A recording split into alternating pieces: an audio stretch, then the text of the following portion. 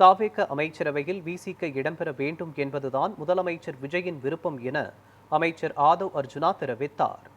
2026 சட்டமன்ற தேர்தலில் தாவேக வெற்றி பெற்றதை தொடர்ந்து அக்கட்சியின் தலைவர் விஜய் மற்றும் 9 அமைச்சர்கள் கடந்த 10ஆம் தேதி பதவியேற்றனர்.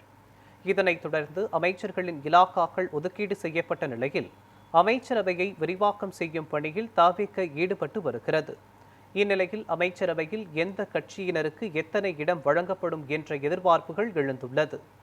இந்நிலையில் சென்னை கிண்டியில் செய்தியாளர்களை சந்தித்த ஆதவ் அர்ஜுனா, தாவேக அமைச்சரவையில் விடுதலை சிறுத்தைகள் கட்சி இடம்பெற வேண்டும் என்பது முதலமைச்சரின் விருப்பம் என்று தெரிவித்தார். விடுதலை சிறுத்தைகள் கட்சி தலைவர் அண்ணன் திருமானன் அவர்களை நாங்கள் அழைக்கிறோம். அமைச்சரவையில் பங்கு பெற மாண்புமிகு முதலமைச்சர் அவர்களுடைய விருப்பமும் அதுதான்.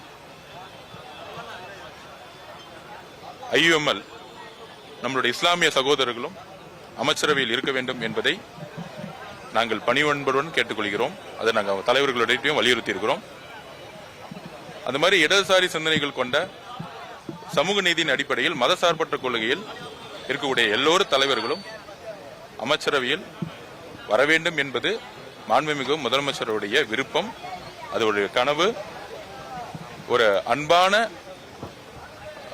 ஒரு எப்படியெல்லாம் ஒரு குடும்பமா இருக்குமோ அது மாதிரி அமைச்சரவை இருக்கணும்னு மாண்புமிகு முதலமைச்சர் நினைக்கிறாரு.